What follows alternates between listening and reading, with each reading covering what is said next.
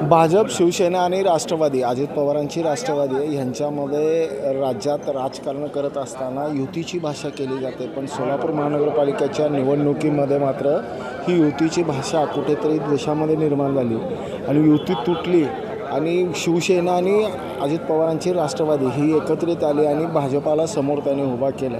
इतक्या टोकापर्यंत गेले की हे 2 दिले तर आम्ही 4 देऊ. त्याच युतीच्या माध्यमातून आपली उमेदवारी निश्चित केलेले रुपेश भोसले प्रभाग क्रमांक 10 मधून इच्छुक आहेत. पक्षांनी दखल घेतली म्हणायचे तुमची? 100% घेतलेली आहे. गेल्या 10 वर्षापासून पक्षाचं प्रामाणिकपणे काम करतो आहे.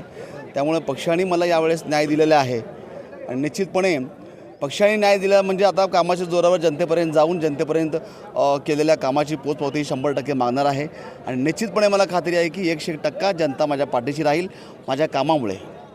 क्या बात आहे. प्रतिस्पर्धी कोण असेल तुमचं? नाही, प्रतिस्पर्धी कोण आहे हे नाव घेऊन मोठं करायचं नसतं. फक्त आपण काय केलो तेच आपण जनतेवर मांडायचं असतं. शिवसेनेबरोबर युती झाल्याचा फायदा होईल? 100% होईल ना. कसा तुमच्या प्रभागात कसं? महाराष्ट्राचे माजी मुख्यमंत्री म्हणून आदरणीय एकनाथ शिंदे साहेबांनी लाडकी बहीणची योजना आणली. तुमच्या प्रभागामध्ये शिवसेनेचा काय फायदा होईल? 100% शिवसेनेचा फायदा हा हिंदू मतं म्हणून आमच्या बाजूनं खंबीरपणे उभारतील आणि महिला देखील आमच्या बाजूने उभारतील. का तर लाडकी बहीण ही योजना एकनाथ शिंदे साहेबांनी मुख्यमंत्री असताना आपल्या बाजूने उभारलेली आहे. त्यामुळे आपल्याला महिलांचा खूप मोठा मताचा परिणाम आपल्याला होईल. महेश कोटे यांचा सर्वात मोठा बालेकिल्ला म्हणून ओळखला जातो. तिथं तुमची लढत आहे आणि त्या लढतीला तुम्ही इतकं सहज घेऊ शकता? 100%. कारण माझ्यासाठी हा विजय सोपा असणार आहे. कारण का जेवढं काम मी केलं आहे तेवढं ते विरोधक केले नाहीत.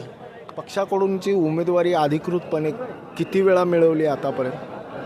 अधिकृत उमेदवारी पहिली वेळ आहे माझी. म्हणूनच उत्साह इतका दांडगा आहे की येणाऱ्या प्रतिस्पर्ध्याला देखील ते खुजे समजतात आणि त्यांचा आत्मविश्वास कदाचित विजयामध्ये देखील बदलण्याची शक्यता दाट आहे. ब्रेन न्यूज करता यासिन शेखसह मिळतील पात्र.